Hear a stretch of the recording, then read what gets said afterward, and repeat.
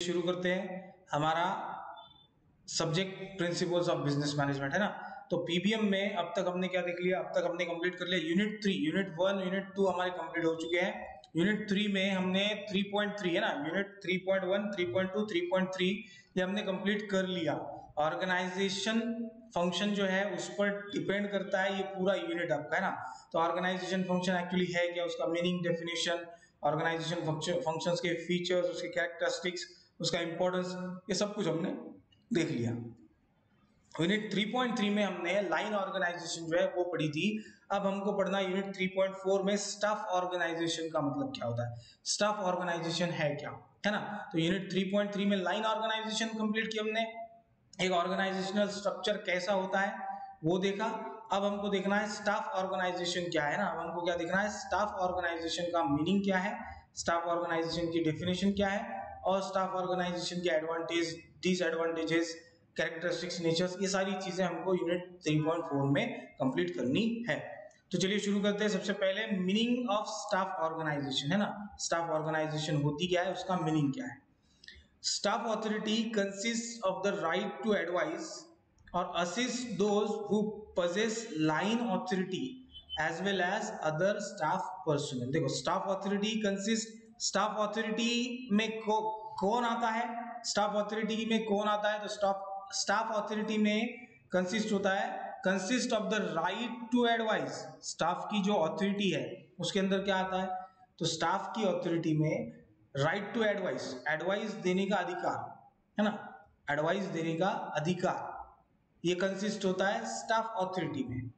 और assist those who possesses line authority, और साथ में एडवाइस देने का अधिकार तो है, साथ में उनको असिस्ट करना है, मतलब उनको सपोर्ट करना है, उनको सहाय करना है, उनको सहायता प्रदान करनी है जिनके पास लाइन अथॉरिटी है, जिनके पास क्या है, लाइन अथॉरिटी है ना। As well as other staff personnel, और स्टाफ के दूसरे पर्सनल जो है उनको भी असिस्ट करना। तो स्टाफ अथॉरिटी के अंदर एडवाइस देने का अधिकार तो आता है, राइट टू एडवाइस तो है ही, साथ में असिस्ट करना भी जरूरी है। असिस्ट करने का जो सिस्टम है वो असिस्ट करने का सिस्टम भी है।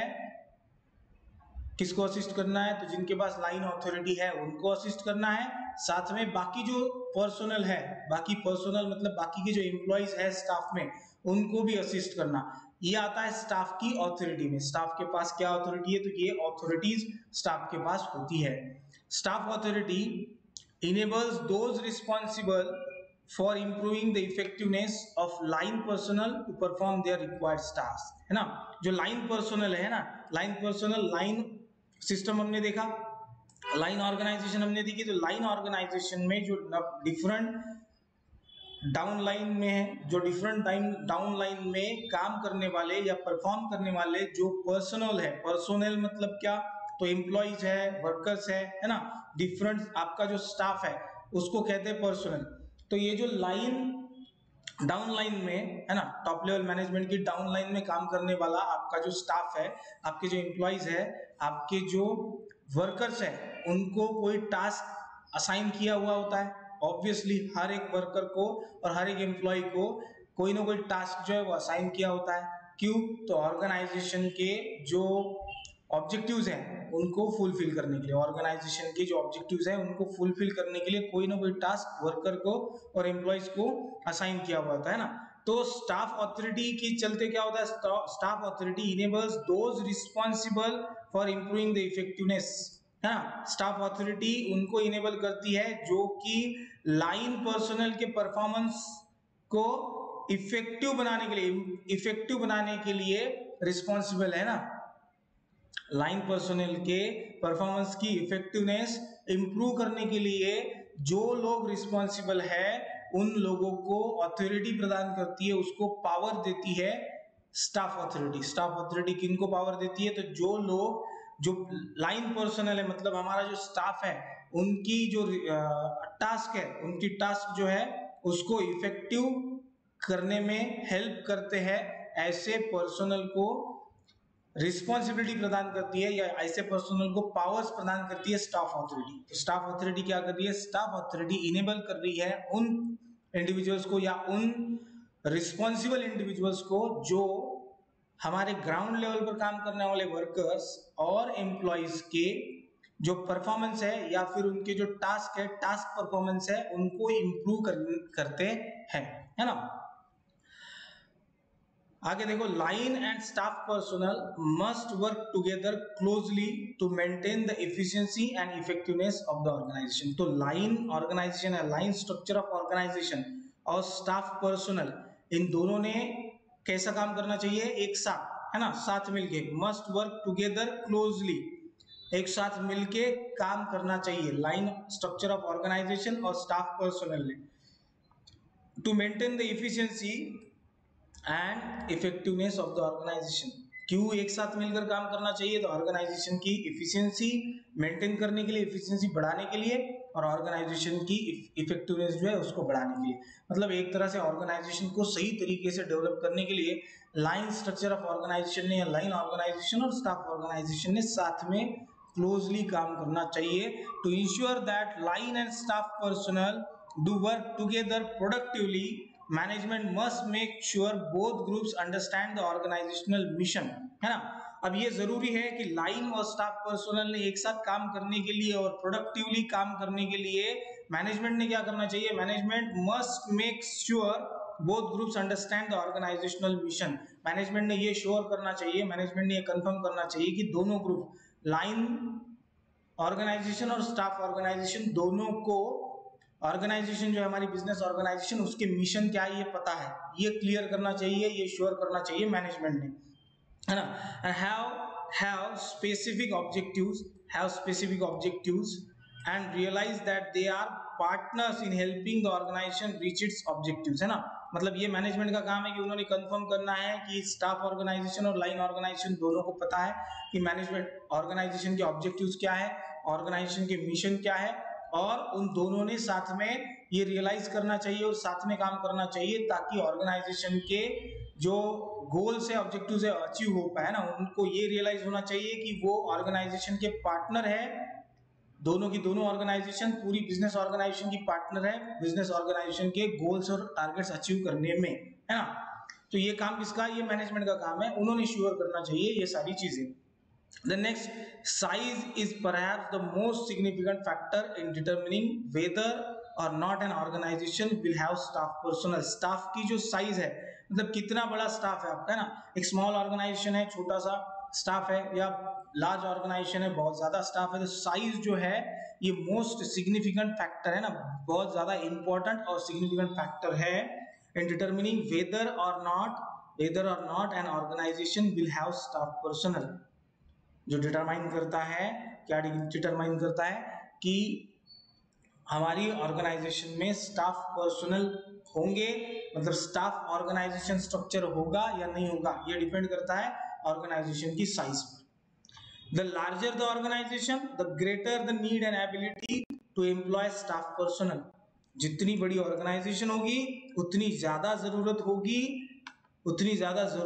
और उतनी ज्यादा एबिलिटी भी होगी ऑर्गेनाइजेशन में कि वो स्टाफ पर्सनल को एम्प्लॉय करे, है ना। जितनी बड़ी ऑर्गेनाइजेशन उतनी ज्यादा जरूरत स्टाफ पर्सनल की, स्टाफ ऑर्गेनाइजेशन स्ट्रक्चर की, और उतनी ज्यादा जरूरत है तो उतनी ज्यादा एबिलिटी भी है ऑर्गेनाइजेशन की कि वो स्टाफ पर्सनल अपॉइंट कर सकती है, फाइनेंशियल एबिलिटी भी है ना, कि वो स्टाफ पर्सनल को अपॉइंट कर सकती है, स्टाफ पर्सनल को एम्प्लॉय कर सकती है। तो ये साइज जो है ये ज्यादा बड़ा फैक्टर है जो डिसाइड करता है कि आपको स्टाफ पर्सनल की जरूरत है या नहीं है। एज एन ऑर्गेनाइजेशन एक्सपांड्स, जैसे जैसे ऑर्गेनाइजेशन बढ़ती है, it usually needs employees with expertise in diversified areas. उसको जरूरत होती है उन एम्प्लॉइज की जो डाइवर्सिफाइड एरियाज, मतलब अलग अलग एरियाज में एक्सपर्ट है, ऐसे एम्प्लॉइज की जरूरत होती है जब जब ऑर्गेनाइजेशन ग्रो करती है, एक्सपांड करती है। Although small organizations may also require this kind of diverse expertise। हाँ, स्मॉल ऑर्गेनाइजेशन को भी इस तरह के डाइवर्स एक्सपर्टीज रखने वाले एम्प्लॉयज की जरूरत होती है, लेकिन सबसे ज्यादा जरूरत किसको है, जब ऑर्गेनाइजेशन एक्सपांड कर रही हो तब। They often find it more practical to hire part-time consultant to provide it is as needed rather than to hire full-time staff personnel who may not always be kept busy. देखो small organization के लिए क्या होता है कि वो एक permanent staff appoint करने की जगह क्या करते हैं, वो परमानेंट स्टाफ अपॉइंट करने की जगह क्या करते हैं, किसी दूसरी कंपनी को कॉन्ट्रैक्ट दे देते हैं, क्योंकि उनके पास उतना काम नहीं होता। ये डाइवर्सिफाई एक्सपर्टीज रखने वाले जो एम्प्लॉयज है उनको हायर करके वो उनको फुल टाइम बिजी नहीं रख सकते। उनको कभी कभी उनकी जरूरत पड़ती है, जो छोटी ऑर्गेनाइजेशन उनको कभी कभी जरूरत पड़ती है, तो वो फुल टाइम एम्प्लॉय को कभी हायर नहीं करते। वो क्या करते हैं, कॉन्ट्रैक्ट दे देते हैं। जब जरूरत है तब किसी थर्ड कंपनी को, थर्ड पार्टी को कॉन्ट्रैक्ट दे दिया, उन्होंने उतना काम कर दिया, काम खत्म। जब जरूरत होगी तो फिर से काम देंगे, क्योंकि इनके पास फुल टाइम काम नहीं है, तो फुल टाइम उस एम्प्लॉय को बिजी नहीं रख सकते। इसलिए छोटी ऑर्गेनाइजेशन ऐसे एम्प्लॉयज को हायर नहीं करती जिनकी डाइवर्स एक्सपर्टीज है। लेकिन जैसे ऑर्गेनाइजेशन एक्सपांड करती है तो जरूरत पड़ती है कि आपके पास फुल टाइम एम्प्लॉय हो जिसके पास डाइवर्स एक्सपर्टीज है, डाइवर्सिफाइड एरियाज में एक्सपर्टीज है ना। From the meaning of staff organization we can explain the feature are as under. तो ऊपर जो हमने स्टाफ ऑथोरिटी और स्टाफ ऑर्गेनाइजेशन का मीनिंग देखा, उस पर से नीचे कुछ फीचर्स दिए गए। ये क्या है, ये फीचर्स है ना। पहला फीचर क्या है, it is auxiliary in nature. कैसी है, तो स्टाफ ऑर्गेनाइजेशन ऑक्सिलरी नेचर की है ना। स्टाफ ऑर्गेनाइजेशन कैसी है, ऑक्सिलरी नेचर की है। Then it provides advice and guidance. ये तो हमने पहले ही देखा कि स्टाफ ऑर्गेनाइजेशन गाइडेंस और एडवाइस प्रोवाइड करती है स्टाफ पर्सनल को।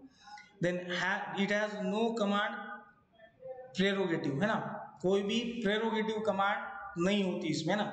यहाँ पर स्टाफ ऑर्गन, जैसे लाइन ऑर्गेनाइजेशन में हमने देखा कि सेंट्रलाइज कमांड सिस्टम है, तो वैसा सेंट्रलाइज कमांड सिस्टम या प्रेरोगेटिव कमांड सिस्टम यहाँ पर नहीं होता। It provides facts and information to the line. ये क्या करती है, लाइन को कमांड देने की जगह क्या करती है, लाइन को जो बॉटम लाइन है उसको क्या करती है, जो डाउन लाइन है उसको ये फैक्ट प्रोवाइड कर देती है, जिसके बेसिस पर बॉटम लाइन अपने वर्क को, टास्क को डिसाइड करते हैं। या फिर इंफॉर्मेशन जो है, फैक्चुअल इंफॉर्मेशन वो प्रोवाइड कर देती है बॉटम लाइन को। It carries on it's work through influence, है ना। स्टाफ ऑर्गेनाइजेशन में जो काम चलता है वो कैसे चलता है, इन्फ्लुएंस के थ्रू चलता है ना। काम जो भी हो रहा है, जो भी वर्क हो रहा है, जो भी ऑपरेशन हो रहे हैं, वो किसी इन्फ्लुएंस के चलते हो रहे हैं, किसी इन्फ्लुएंस के चलते हो रहे हैं। It has responsibility. जो स्टाफ ऑर्गेनाइजेशन है उसके ऊपर हर एक इंडिविजुअल के ऊपर सेपरेट रिस्पॉन्सिबिलिटी होती है उसके टास्क की। It is a support for the boss. तो स्टाफ ऑर्गेनाइजेशन क्या है, जो बॉस है या जो टॉप लेवल मैनेजमेंट है उसके लिए सपोर्ट सिस्टम है। मतलब आपका top level management, general manager, उसके पास स्टाफ पर्सोनल है तो वो उसको सपोर्ट करेंगे, उसका सपोर्ट सिस्टम है आपके पास। उसके बाद जैसे कि प्रोडक्शन मैनेजर है, फाइनेंस मैनेजर है, मार्केटिंग मैनेजर है ना। तो ये जो सेकंड लेवल है जनरल मैनेजर के बाद डाउन लाइन है, इनके पास अपना स्टाफ है, स्टाफ पर्सोनल है, वो उसको हेल्प करेंगे, उसको सपोर्ट करेंगे, उस बॉस को जो डिपार्टमेंटल हेड है उसको सपोर्ट करेंगे। तो हर किसी के पास अपना एक स्टाफ पर्सोनल है, तो वो क्या करता है, उसके बॉस को सपोर्ट करता है, उसके बॉस को उसके ऑपरेशंस करने में सपोर्ट करता है ना। तो ये फीचर्स है स्टाफ ऑर्गेनाइजेशन के। देखो स्टाफ ऑर्गेनाइजेशन कैसे चलती है, हमने इसके पहले लाइन ऑर्गेनाइजेशन ऊपर देखी। स्टाफ ऑर्गेनाइजेशन में क्या है, स्टाफ ऑर्गेनाइजेशन में टॉप मोस्ट ऑथोरिटी, फिर से यहां पर भी लाइन ऑर्गेनाइजेशन की तरह जनरल मैनेजर है। जनरल मैनेजर की डाउन लाइन में कौन है, फैक्ट्री मैनेजर है। फैक्ट्री मैनेजर की डाउन लाइन में कौन है, प्रोडक्शन मैनेजर है। प्रोडक्शन मैनेजर की डाउन लाइन में फोरमैन है, और फोरमैन की डाउन लाइन में सब वर्कर्स वर्कर्स और वर्कर्स ही है ना। उसकी डाउन लाइन में कौन है, सिर्फ वर्कर्स वर्कर्स वर्कर्स। और ये वर्कर्स क्या है, इनको अलग अलग अपने अपने टास्क दिए हैं ना, डिफरेंट काइंड ऑफ टास्क जो है उनको दिए हैं। तो general manager, factory manager, production manager, foreman, workers workers workers workers workers workers. तो देखो ये कैसा है, स्ट्रेट स्टाफ ऑर्गेनाइजेशन कैसी है, स्ट्रेट ऑर्गेनाइजेशन है। ये स्ट्रक्चर कैसा है, ये स्ट्रेट स्ट्रक्चर है ना। स्टाफ ऑर्गेनाइजेशन का स्ट्रक्चर है स्ट्रेट, और जो लाइन ऑर्गेनाइजेशन थी वो स्ट्रेट होने के साथ साथ क्या थी, हॉरिजॉन्टल, है ना, तो वो ऐसी फैली हुई भी थी, ऐसी भी थी, वर्टिकल हॉरिजॉन्टल दोनों थी। यहाँ पर क्या ये स्ट्रेट है ना, इसके अंदर कोई भी डिपार्टमेंट नहीं बनाया गया, स्टाफ ऑर्गेनाइजेशन के अंदर कोई भी अलग अलग डिपार्टमेंट जो है वो नहीं बनाए गए। तो इस तरह से यहाँ पर आपका कंप्लीट हुआ क्वेश्चन नंबर 1 स्टाफ ऑर्गेनाइजेशन में। Question number 1 meaning of staff organization and structure of staff organization. ये स्टाफ ऑर्गेनाइजेशन का पूरा स्ट्रक्चर है ना, ये क्या है, ये पूरा स्ट्रक्चर है स्टाफ ऑर्गेनाइजेशन का, है ना। तो यहाँ पर आपका कंप्लीट हुआ meaning and structure of staff organization. चलो नेक्स्ट क्वेश्चन की ओर बढ़ते हैं हम। नेक्स्ट क्वेश्चन क्या है आपका, तो नेक्स्ट क्वेश्चन है इसी कड़ी में अपना अगला क्वेश्चन है advantages of staff organization. Line organization होने के क्या एडवांटेजेस है, ऊपर हमने 3.3 में देखे। अब स्टाफ ऑर्गेनाइजेशन स्ट्रक्चर होने के क्या एडवांटेजेस है ये देखते हैं। देखो स्टाफ ऑर्गेनाइजेशन स्ट्रक्चर में लेस बर्डन है, the executive are not over burden as there is a division of work. Staff organization में क्या है, एग्जीक्यूटिव जो है मतलब डाउन लाइन में जो एग्जीक्यूटिव्स है, टॉप लाइन से लेके नीचे आने वाली सभी लाइंस में जो एग्जीक्यूटिव्स है उनके ऊपर बर्डन नहीं होता, ओवर बर्डन नहीं होता, क्योंकि वर्क का क्या किया गया है, डिवीजन किया गया है ना। वर्क जो है वो डिवाइड करके दिया गया है, हर किसी को अपना अपना वर्क जो है वो डिवाइड करके दिया है, इसलिए एग्जीक्यूटिव्स पर ओवर बर्डन नहीं आता, लेस बर्डन होता है। दूसरा staff service, highly qualified staff provides services to the line managers. Highly qualified staff जो है वो अपॉइंट किया जाता है, स्टाफ ऑथोरिटी है, स्टाफ पर्सन होता है, हाईली क्वालिफाइड स्टाफ होता है। ये क्या प्रोवाइड करता है, लाइन मैनेजर को सर्विस प्रोवाइड करता है। हाईली क्वालिफाइड स्टाफ है तो उसकी सर्विस जो होगी लाइन मैनेजर को वो बेस्ट होगी। तो organization is benefited by the knowledge of staff. तो ये जो स्टाफ है ये हाईली क्वालिफाइड है, तो इसके नॉलेज का बेनिफिट भी ऑर्गेनाइजेशन को बहुत ज्यादा होता है, क्योंकि कैसा, highly qualified, highly knowledgeable, highly talented staff आपके पास होता है स्टाफ ऑर्गेनाइजेशन में। देन नेक्स्ट थर्ड एडवांटेज है right decisions. Decisions are taken in consultation with staff, है ना। जैसे कि लाइन ऑर्गेनाइजेशन में डिसीजन, लाइन ऑर्गेनाइजेशन में डिसीजन कौन ले रहा था, टॉप लेवल मैनेजमेंट, वो किसको पूछ नहीं रहे थे, हिटलर। अब राइट डिसीजन यहाँ पर कौन ले रहा है, यहाँ पे कंसल्टेशन किया जाता है स्टाफ से। स्टाफ ऑर्गेनाइजेशन स्ट्रक्चर में क्या होता है, स्टाफ जो है आपका पूरा उसके साथ कंसल्ट किया जाता है, डिस्कशन होता है, राउंड्स ऑफ डिस्कशन होते हैं, और नंबर ऑफ राउंड्स होने के बाद डिस्कशन के डिसीजन लिया जाता है। डिसीजन थोड़ा स्लो होता है लेकिन 100% परफेक्ट डिसीजन लिया जाता है, डिसीजन गलत होने के चांसेस यहाँ पर बहुत कम होते हैं। Hence right decisions can be taken at a right time, इसलिए सही डिसीजन सही समय पर लिए जा सकते हैं। देन फोर्थ एडवांटेज क्या है, स्पेशलाइजेशन। स्पेशलाइजेशन है fourth advantage. It is a based on plan specialization, it is based on plan specialization. देखो ये जो है स्टाफ ऑर्गेनाइजेशन, ये स्पेशलाइजेशन के बेस पर खड़ी होती है ना। प्लान स्पेशलाइजेशन होता है, स्पेशलाइजेशन प्लानिंग किया हुआ स्पेशलाइजेशन, उसके बेस पर खड़ी होती है स्टाफ ऑर्गेनाइजेशन, क्योंकि आप अपने स्टाफ को, हाईली क्वालिफाइड स्टाफ को ही और highly experience, highly skilled staff को ही आप अपॉइंट करते हो। Staff people are specialize in consultation. जो स्टाफ पीपल होते हैं वो कंसल्टेशन में स्पेशलाइज होते हैं, जो सही सलाह दे सकते हैं, ऐसे स्टाफ पीपल होते हैं। Hence the organization is benefited by specialization, इसलिए ऑर्गेनाइजेशन को स्पेशलाइजेशन का बेनिफिट होता है, क्योंकि हर एक इंडिविजुअल वो स्पेशलाइज है अपने काम को करने के लिए। उसको जो भी काम दिया गया है वो उसमें एक्सपर्ट है, इसलिए उसको वो काम दिया गया है, इसलिए उसको ही हायर किया गया है उस काम को करने के लिए, वो एक्सपर्ट है इसलिए स्पेशलाइजेशन जो है वो होता है, काम का स्पेशलाइजेशन और अपॉइंटमेंट ऑफ स्पेशलाइज्ड स्टाफ, ये दोनों चीजें होती है स्टाफ ऑर्गेनाइजेशन में। ये एक एडवांटेज है स्टाफ ऑर्गेनाइजेशन का। Fifth is training, it provides an opportunity for training to employees, है ना। स्टाफ ऑर्गेनाइजेशन सिस्टम में एम्प्लॉइज को ट्रेन करने की अपॉर्चुनिटीज भी होती है, एम्प्लॉइज को ट्रेन करने की अपॉर्चुनिटीज मिलती है, मतलब एम्प्लॉइज की ट्रेनिंग भी होती है यहाँ पर। तो ये एक एडवांटेज है स्टाफ ऑर्गेनाइजेशन का, ट्रेनिंग। सिक्स्थ है फ्लेक्सिबिलिटी। जैसे लाइन ऑर्गेनाइजेशन फ्लेक्सिबल है, आप जब चाहे तब चेंजेस कर सकते हो, इंटरनल एक्सटर्नल एनवायरनमेंट में चेंज होने की वजह से, वैसे ही स्टाफ ऑर्गेनाइजेशन स्ट्रक्चर भी फ्लेक्सिबल है, आप जब चाहे तब चेंज कर सकते हो। The staff can be added if there is an expansion, जब एक्सपांशन की जरूरत है स्टाफ ऐड किया जा सकता है, फ्लेक्सिबल है। जबकि आपको ज्यादा स्टाफ हो गया, आपको उतने स्टाफ की जरूरत नहीं है, आप स्टाफ जो है वो कम कर सकते हैं, फ्लेक्सिबल है। तो स्टाफ ऑर्गेनाइजेशन स्ट्रक्चर कैसा है, फ्लेक्सिबल है। देन उसके बाद सेवेंथ एडवांटेज है सुटेबल टू लार्ज कंपनीज। लेकिन स्टाफ ऑर्गेनाइजेशन स्ट्रक्चर ऐसा है, line organization structure small companies को सुटेबल है, तो staff organization structure large companies जो है, बड़ी बड़ी कंपनीज जो है, मल्टीनेशनल या नेशनल कंपनीज जो है, उनके लिए सुटेबल है।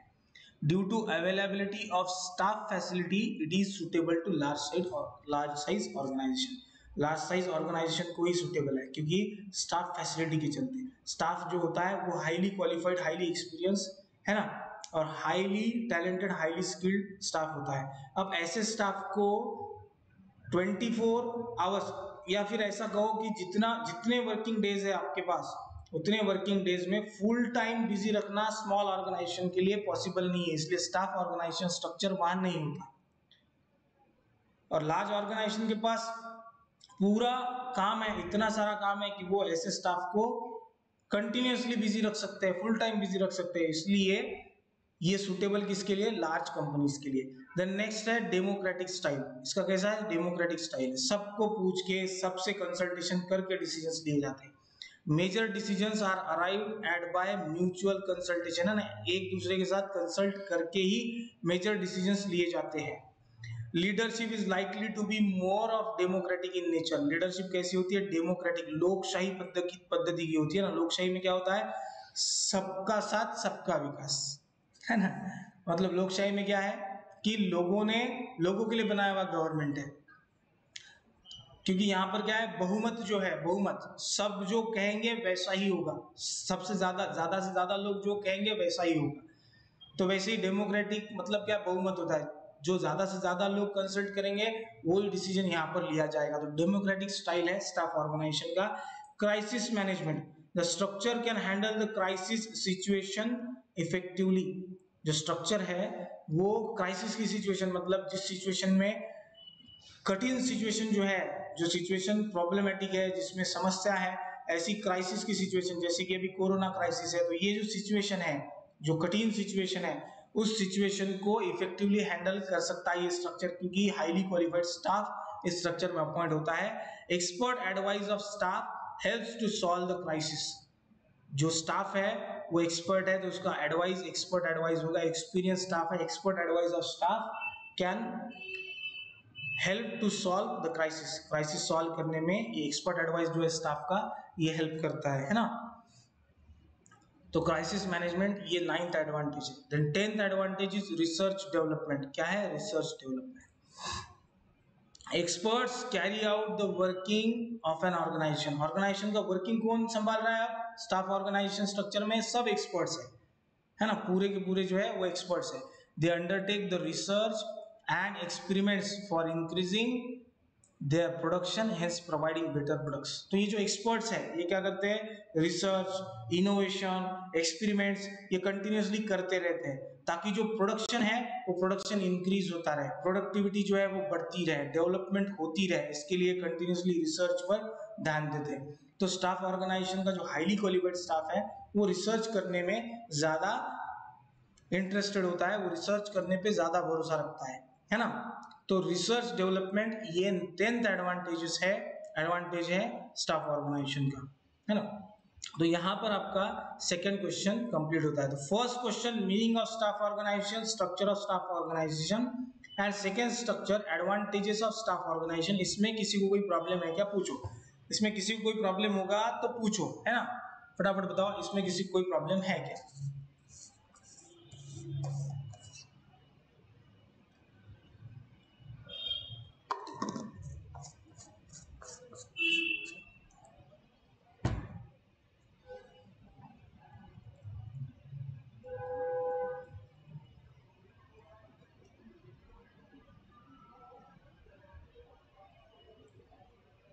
कोई प्रॉब्लम नहीं है, चलो फिर आगे। Question number 3, disadvantages of staff organisation. हर सिक्के के दो पहलू होते हैं ना, वैसे ही अगर किसी चीज के एडवांटेजेस है तो डिसएडवांटेजेस होंगे, है ना। तो देखो हमने इसके पहले देखे एडवांटेजेस स्टाफ ऑर्गेनाइजेशन के, अब कुछ डिसएडवांटेजेस देखते हैं। एक पहला डिसएडवांटेज है ये कॉस्टली है, इसलिए तो लार्ज ऑर्गेनाइजेशन के लिए ही सही है, कॉस्टली है इसलिए लार्ज ऑर्गेनाइजेशन के लिए सही है। Remuneration of staff is very heavy, क्योंकि ये स्टाफ हाईली क्वालिफाइड है, हाईली स्किल्ड है, तो highly qualified, highly skilled, highly experience staff का रेम्यूनरेशन भी ज्यादा होगा, कॉस्टली है। It increases the cost of operation of the organization, organization की कॉस्ट ऑफ ऑपरेशन जो है वो इंक्रीज कर देती है स्टाफ ऑर्गेनाइजेशन स्ट्रक्चर, इसलिए कॉस्टली है। इसलिए किसको परवड़ती है, लार्ज ऑर्गेनाइजेशन के लिए ही बेनिफिशियल है, स्मॉल ऑर्गेनाइजेशन के फाइनेंस बजट में नहीं बैठती। Then lack of discipline, decentralization creates problems of discipline. Decentralization है ना, डिसेंट्रलाइजेशन मतलब क्या है, जो अथॉरिटी और पावर है वो डिवाइड की गई है, अलग अलग स्टाफ में पावर और अथॉरिटी डिवाइड की गई है। पावर और अथॉरिटीज टॉप लेवल पर नहीं है सेंट्रलाइज, वो डिसेंट्रलाइज है, डिवाइड की गई है, सबको अपनी अपनी पावर, सबको अपनी अपनी अथॉरिटी दे दी, अपने अपने डिसीजन लो, अपना अपना काम करो। तो इससे डिसिप्लिन जो है वो घटता जाता है, कहीं ना कहीं लैक ऑफ डिसिप्लिन जो है इसका प्रॉब्लम सामने आता है। यह है second disadvantage of staff organisation का। Then third, confusion. Dual command creates confusion in the working of an organisation. Dual command मतलब क्या, एक पहली बात, पहला कमांड कौन देगा, टॉप लेवल मैनेजमेंट, और दूसरा कमांड कौन देगा, हर लेवल पर अपना अपना बंदा है, हर किसी के पास अपनी पावर और अथॉरिटी है, तो वो भी कमांड देंगे अपने सबऑर्डिनेट को। तो ये जो सबऑर्डिनेट है उसको टॉप लेवल मैनेजमेंट से एक कमांड मिली है, फिर उसका जो सुपीरियर है वो उसको दूसरी कमांड दे रहा है, तो ये डबल कमांड से क्या हो जाएगा, कंफ्यूजन क्रिएट हो जाएगा। ऑर्गेनाइजेशन का जो वर्किंग है वो कंफ्यूज हो जाएगा, वर्किंग ऑपरेशन जो कर रहे हैं वो कंफ्यूज हो जाएंगे कि किसकी बात सुने किसकी बात ना सुने, है ना। Managers think they are superior than staff officers, the staff objects the same. Manager क्या सोचते हैं कि मैनेजर ये सोचता है कि वो स्टाफ ऑफिसर्स जो है उनसे सुपीरियर है, और स्टाफ ऑफिसर्स भी सोचते हैं कि हम भी हमारे सबऑर्डिनेट से सुपीरियर है। स्टाफ ऑफिसर्स का ये सोचना है कि हमारे पास क्वालिफिकेशन है, हमारे पास स्किल है, तो हम हमारे क्वालिफिकेशन हमारे स्किल को इम्प्लीमेंट करेंगे, सभी डिसीजंस आपके थोड़ी ना सुनेंगे या सभी आपकी इंस्ट्रक्शंस फॉलो नहीं करेंगे। तो ये जो है इसकी वजह से कंफ्यूजन क्रिएट हो जाता है कि कौन सा काम किया जाए, कैसे किया जाए और कब किया जाए, है ना।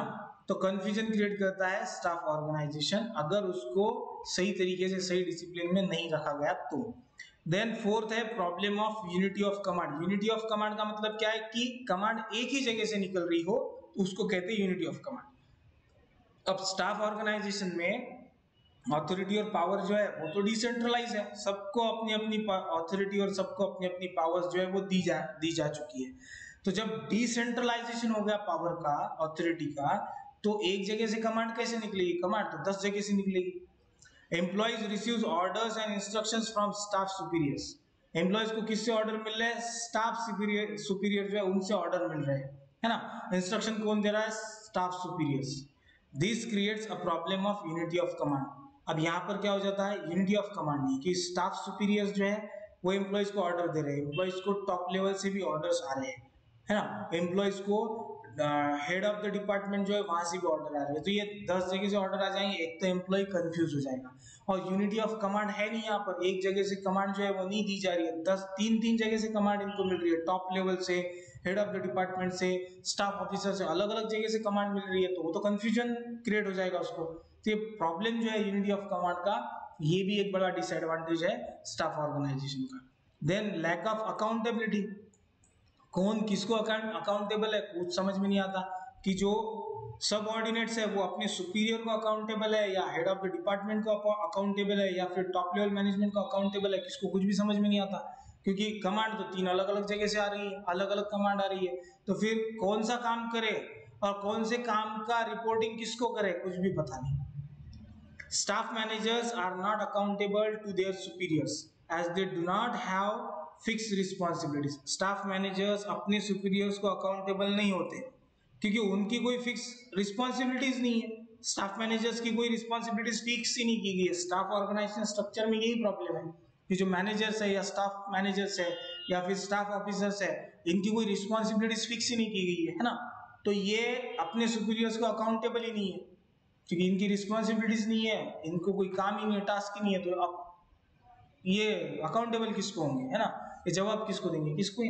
दे act in an irresponsible manner, वो कैसे इररिस्पॉन्सिबल मैनर में एक्ट करते हैं, क्योंकि इनके पास सारी पावर, सारी अथॉरिटीज होती है उनके लेवल पर, है ना। तो पावर्स है तो वो फिर पावर का इस्तेमाल करेगा, वो जितनी अथॉरिटी, जितनी ज्यादा पावर होगी उतना ज्यादा वो इररिस्पॉन्सिबल बनता जाएगा, है ना, रिस्पॉन्सिबल नहीं है, इररिस्पॉन्सिबल बनता जाएगा, ह्यूमन नेचर है। तो लैक ऑफ अकाउंटेबिलिटी, अकाउंटेबिलिटी मतलब क्या, जवाबदेही होना, कि आप कोई काम कर रहे हो तो उसकी अकाउंटेबिलिटी आप किसके पास रखते हो, कि आपकी जवाबदेही किसको है ना, आपके सुपीरियर को जवाबदेही होती है। सबऑर्डिनेट की अकाउंटेबिलिटी सुपीरियर के साथ होती है, कि सुपीरियर ने उसको टास्क दिया, उसने कंप्लीट किया तो वो रिपोर्ट करेगा सुपीरियर को, मतलब उसने अपनी अकाउंटेबिलिटी कंप्लीट कर दी, है ना। तो यहाँ लैक ऑफ अकाउंटेबिलिटी ये एक डिसएडवांटेज है स्टाफ ऑर्गेनाइजेशन का। Then paper work, there is a lot of paper work involve. इसमें क्या है, बहुत ज्यादा पेपर वर्क जो है वो इन्वॉल्व होता है। लाइन ऑर्गेनाइजेशन में ऐसा नहीं है, लाइन ऑर्गेनाइजेशन में स्ट्रक्चर बहुत अच्छा है ना, लेकिन बड़ी ऑर्गेनाइजेशन के वो काम कर रही है, और यहाँ पर पेपर वर्क बहुत ज्यादा होता है। स्टाफ पीपल प्रिपेयर रिपोर्ट्स और accounts of advice to the line managers. Staff people line manager के एडवाइस पर नंबर ऑफ रिपोर्ट्स जो है वो बनाते हैं, नंबर ऑफ रिपोर्ट्स जो है वो बना लेते हैं, और नंबर ऑफ रिपोर्ट्स बनाने हैं तो कई सारा पेपर वर्क जो है वो करना पड़ता है। तो ये जो स्टाफ पीपल है, स्टाफ के एम्प्लॉइज है छोटे छोटे, वो मैनेजर्स और ऑफिसर्स के कहने पर कई तरह के रिपोर्ट्स जो है वो बना लेते हैं, और उन रिपोर्ट्स को बनाने के लिए पेपर वर्क बहुत ज्यादा करना पड़ता है। तो पेपर वर्क जो है वो बहुत ज्यादा होता है। तो ये कुछ डिसएडवांटेजेस थे स्टाफ ऑर्गेनाइजेशन के। चलो बताओ यहाँ पर किसी कोई प्रॉब्लम है क्या, डिसएडवांटेजेस ऑफ स्टाफ ऑर्गेनाइजेशन। चलो question number 3, disadvantages of staff organization. किसी को कोई प्रॉब्लम है, किसी को कोई प्रॉब्लम है क्या?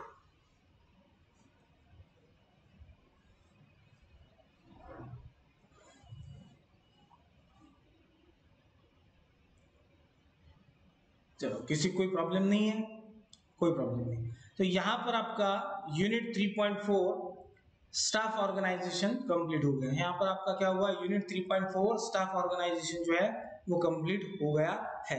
यहाँ पर आपका यूनिट 3.4 स्टाफ ऑर्गेनाइजेशन कंप्लीट हो गया है। ठीक है, चलो फिर मिलेंगे नेक्स्ट लेक्चर में यूनिट 3.5 डिपार्टमेंटलाइजेशन के साथ, है ना। नेक्स्ट लेक्चर में हम क्या पढ़ेंगे, यूनिट 3.5 डिपार्टमेंटलाइजेशन के साथ। तब तक के लिए जय हिंद।